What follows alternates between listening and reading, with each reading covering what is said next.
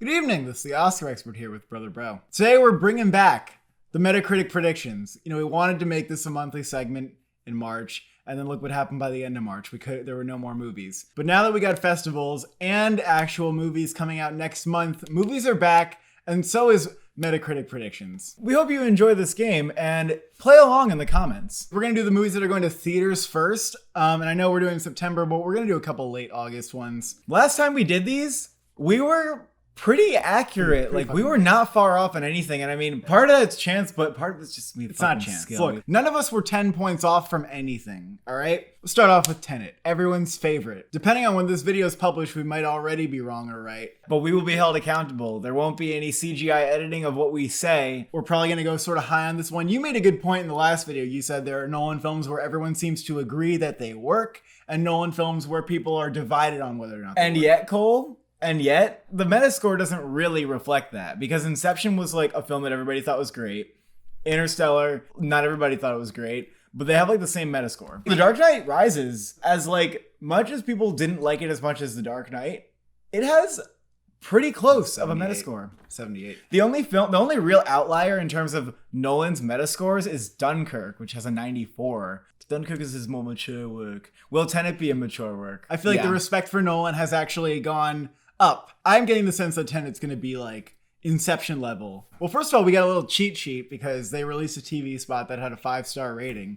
So we already know at least one person thinks it's great. Obviously, someone's going to do that. I'm going with an 84. I was going to go with an 85. I think this is going to be one of his higher rated films. It could go higher. It could go higher. And if Tenet does get like an 85 or whatever, it's pretty solidly in there for Best Picture. 80 plus. Wouldn't you say? Yeah, I would say it. The Kingsman. It doesn't look like it has the charm of the first Kingsman with Taron Egerton. Oh yeah, none of them are going to be as good as the first one. I didn't even expect to like the first one, and I actually liked it quite a bit. Nothing about it really looks new.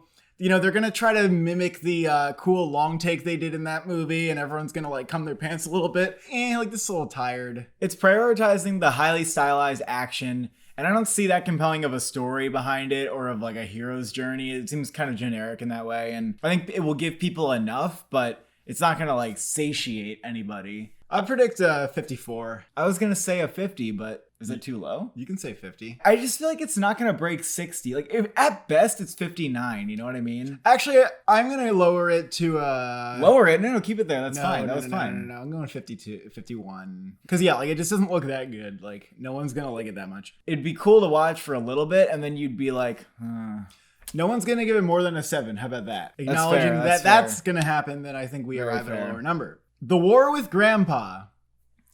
With Robert De Niro, legendary actor Robert De Niro. Is this Dirty Grandpa 2? Perhaps not as bad. Does it look good? No. Oh my god, the slapstick in the trailer just had me really slapping my knees like, whoa! I can't even believe they're still making movies like that. It's just funny. You're slapping your sticks. Like, you know what I was thinking was, is this for kids? This is the director of all the SpongeBob movies. And I was like, is this movie for children? I cannot tell. It's rated PG, so yes, it is for kids. God. It starts out and you don't see a child for like a long time. So this is very confusing to me, actually. The tagline is old school versus new cool. Yikes. I'm like, I watched the trailer and I was literally like, yikes. De Niro coming out after The Irishman with this thing. I'm thinking not only do the critics hate it, but it bombs. 30... 36.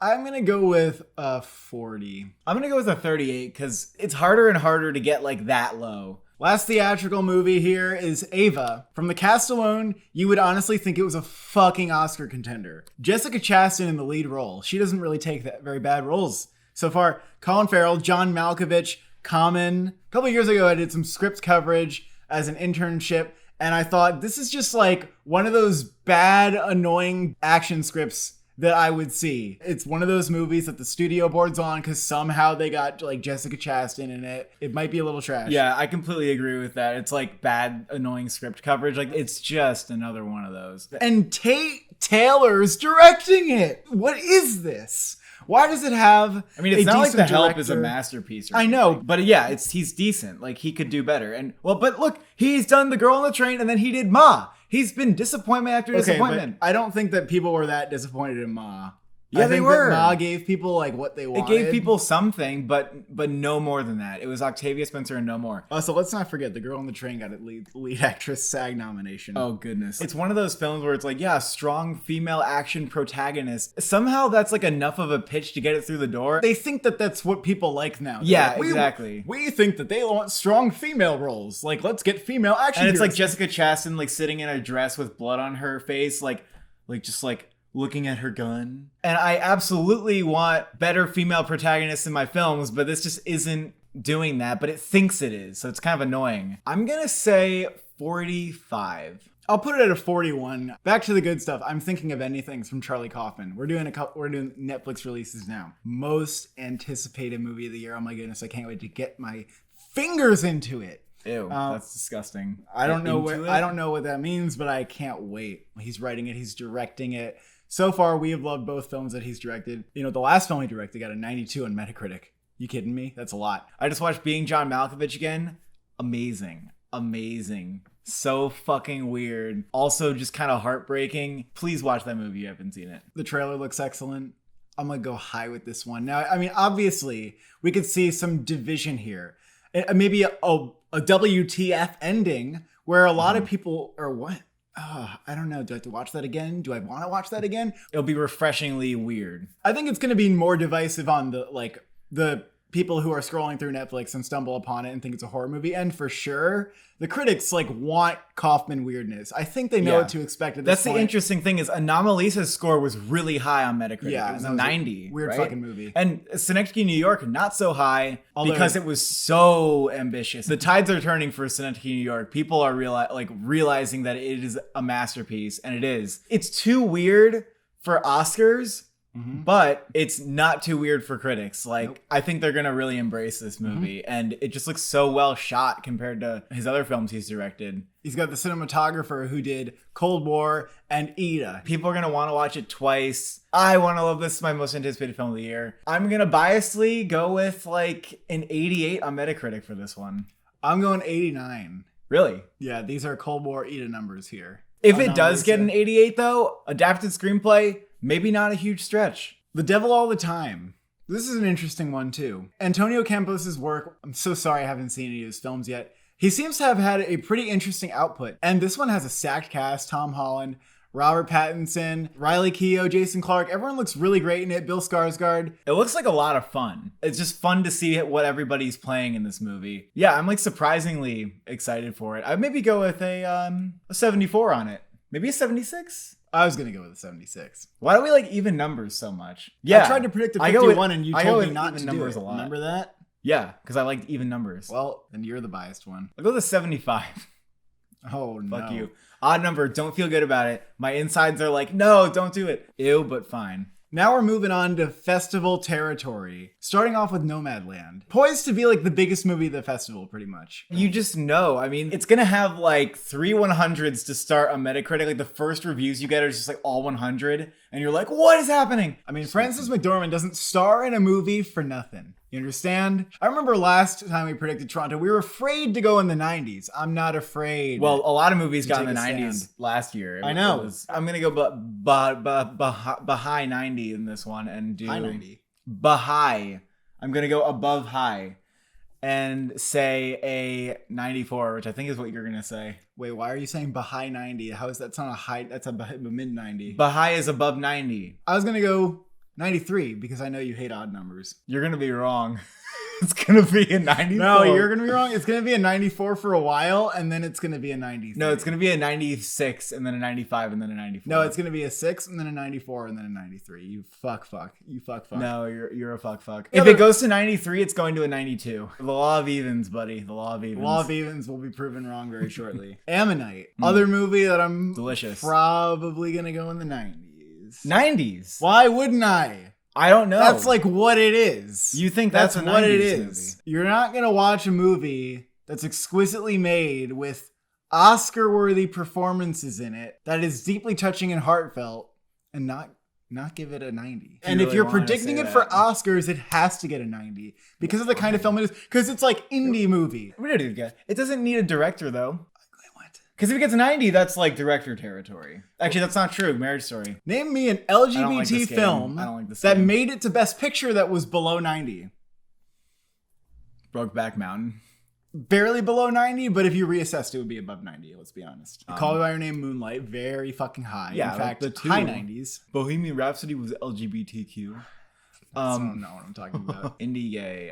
Carol didn't even get in, and that got above 90. But Carol got above 90. Yes. There you go. Portrait of a Lady on Fire, 96. Shush. I'm just saying maybe an 87. I'm going with odd on this one because I like 87. Fair and fine. And I'm also going with, I'm going to go even. I'm going to go 92. Fuck you. Bruised with Halle Berry. She's directing this one. She's never directed before. She's starring in this one. It's a boxing movie. I still think this is one of those just actress contenders.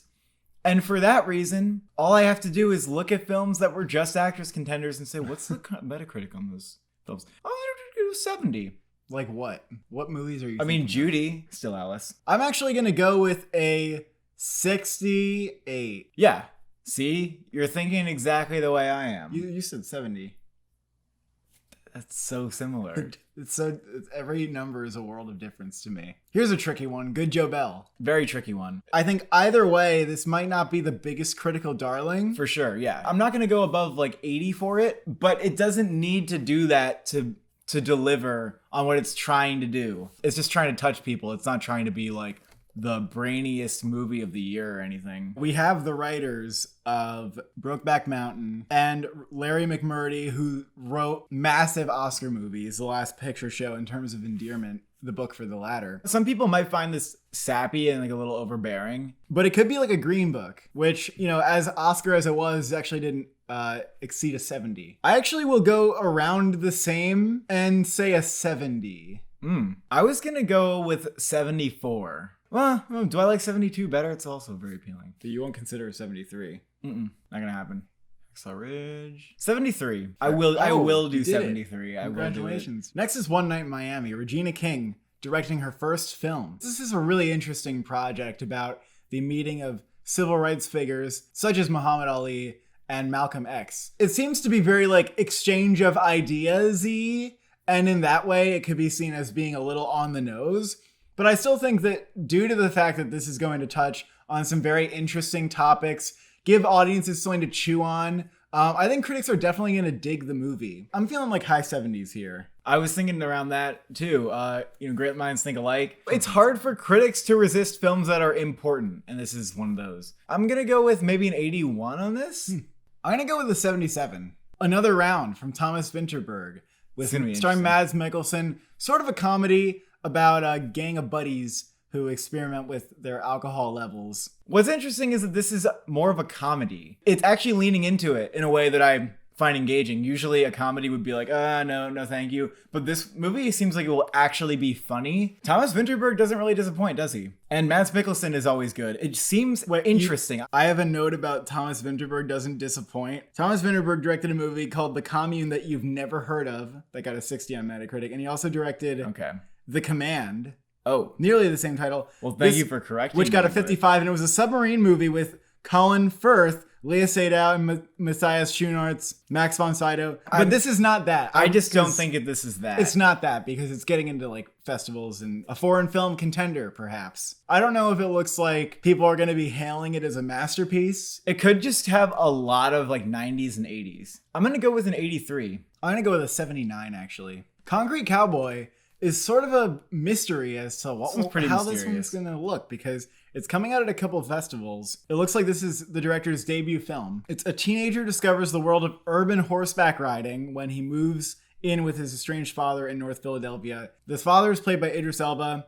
We've also got Jarrell Jerome in it from Moonlight and When They See Us. You have Lorraine Toussaint. You have Caleb McLaughlin from Stranger Things in the lead role, so it's got a good cast. But yeah, I mean, a weird subject kind of helps it. It kind of helps it stand out. It obviously drew some really big names to it. What are you going to do about this one? It's hard to make a move. Standing there on a horse, you're waiting to draw your gun, trying to make this move. Standing on a horse? Standing on the horse. I stand by that. I'll go with the 71. I don't see it as being like a total winner, but a movie that's very good. Yeah, I'm gonna go with a 69. You're a funny guy. You're a funny guy. Yeah, I just want to be funny today. You're gonna do mainstream. In this cautionary tale, 3 people struggle to preserve their identities as they form an eccentric love triangle within the fast-moving internet age. You know, similar to Palo Alto, it's a little bit geared at teens, but I'm sure that adults can enjoy it for the wisdom it may have to offer. Why? Who's the biggest teen draw? Nat Wolff, Alexa Demi, like Yeah. it has, you know, a younger cast a little bit. Love triangle and internet age makes you go,